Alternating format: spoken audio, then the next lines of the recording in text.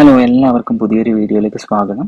നമുക്ക് ഇന്ന് ഡാൽവിഞ്ചി റിസോൾവ് ഉപയോഗിച്ച് ഇൻസ്റ്റാഗ്രാമിലൊക്കെ കാണുന്ന പോലെ പോപ്പ് ആയിട്ട് വരുന്ന ക്യാപ്ഷനുകൾ എങ്ങനെ ക്രിയേറ്റ് ചെയ്യാമെന്ന് നോക്കാം.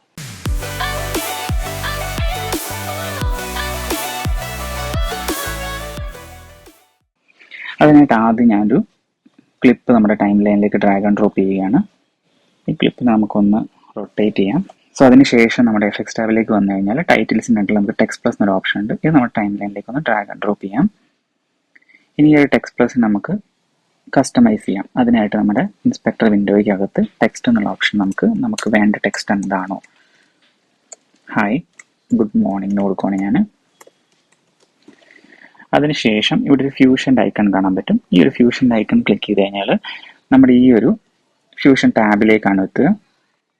അതിനുശേഷം ടെംപ്ലേറ്റ് എന്നുള്ള ഓപ്ഷൻ ക്ലിക്ക് ചെയ്തതിന് ശേഷം ഷിഫ്റ്റ് സ്പേസ് ബാർ ആക്കി കഴിഞ്ഞാൽ നമുക്കൊരു എഫക്റ്റ് ആഡ് ചെയ്യാം. അതിനായിട്ട് ഞാൻ ട്രാൻസ്ഫോം സെർച്ച് ചെയ്യുന്നു ഇവിടെ. അപ്പോൾ ട്രാൻസ്ഫോം സെർച്ച് ചെയ്ത് കഴിഞ്ഞാൽ ട്രാൻസ്ഫോം എക്സ്എഫ് എന്നുള്ള ഓപ്ഷൻ ഇതിലേക്ക് ആഡ് കൊടുക്കുക. സോ നമ്മുടെ എഫക്റ്റ് ഇവിടെ ആഡ് ആയിട്ടുണ്ട്. ഇനി ഇത് ക്ലിക്ക് ചെയ്തതിന് ശേഷം നമ്മുടെ ട്രാൻസ്ഫോം എഫക്റ്റ് ഇവിടെ ആഡ് ആയിട്ടുണ്ട്. ഇനി ഇൻസ്പെക്ടറിലേക്ക് വന്നു കഴിഞ്ഞാൽ നമ്മുടെ ക്ലിപ്പിൻ്റെ സ്റ്റാർട്ടിംഗ് പോർഷനിൽ കൊണ്ടുവയ്ക്കുക. സോ ഈ സൈസിനകത്തൊരു കീ ഫ്രെയിം ആഡ് ചെയ്യാം. അതിനുശേഷം ഒരു 5 to 6 ഫ്രെയിംസ് ഫ്രണ്ടിലേക്ക് കൊണ്ടുവച്ചതിന് ശേഷം എഗെയിൻ ഒരു 1.4 എന്നുള്ളൊരു കീ ഫ്രെയിം കൂടി ആഡ് ചെയ്യാം. സോ ഇനി നമ്മുടെ സ്പൈൻ ടാബ് ഓപ്പൺ ചെയ്യുക. ഇവിടെ ട്രാൻസ്ഫോം എന്നുള്ളത് ചെക്കിൻ ആയിരിക്കില്ല, ഇവിടെ ചെക്ക് കൊടുക്കുക. അതിനുശേഷം ഈ ഒരു ഗ്രാഫിനെ നമുക്കൊന്ന് ഫിറ്റ് ചെയ്യാം. അതിനുശേഷം ഈ ഒരു ഗ്രാഫിനെ സെലക്ട് ചെയ്തിട്ട് ഒരു എസ് ബട്ടൺ പ്രസ് ചെയ്ത് കഴിഞ്ഞാൽ നമുക്ക് ഈ ഗ്രാഫ് ഒരു സ്മൂത്ത് ആയിട്ടുള്ള കർവായിട്ട് കാണാൻ പറ്റും.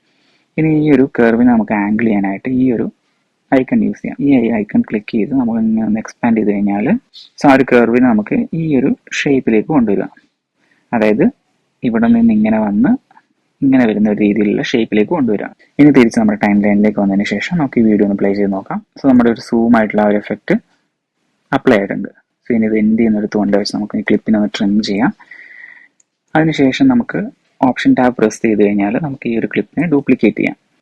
ടെക്സ്റ്റ് നമുക്ക് ഇതുപോലെ ഈസി ആയിട്ട് ആഡ് ചെയ്യാം. സോ ഇപ്പോൾ ഞാൻ 3 ടെക്സ്റ്റ് ആഡ് ചെയ്തിട്ടുണ്ട്. ഇനി ഇപ്പോൾ ഈ ടെക്സ്റ്റ് നമുക്ക് വേണമെങ്കിൽ സ്പേസ് ചെയ്തിട്ട് പ്ലേസ് ചെയ്യാം. സോ നമ്മുടെ ടെക്സ്റ്റിന് ഈസി ആയിട്ട് നമുക്കിങ്ങനെ പോപ്പ് ചെയ്ത് കാണിക്കാൻ പറ്റും. സോ എല്ലാവർക്കും വീഡിയോ ഇഷ്ടപ്പെട്ടു എന്ന് വിചാരിക്കുന്നു. വീഡിയോ ഹെൽപ്ഫുൾ ആയി തോന്നിക്കഴിഞ്ഞാൽ കമൻറ്റ് സെക്ഷനിൽ അറിയിക്കുക. ചാനൽ സബ്സ്ക്രൈബ് ചെയ്യാൻ മറക്കരുത്. അടുത്തൊരു വീഡിയോ ആയിട്ട് ഇനിയും കാണാം.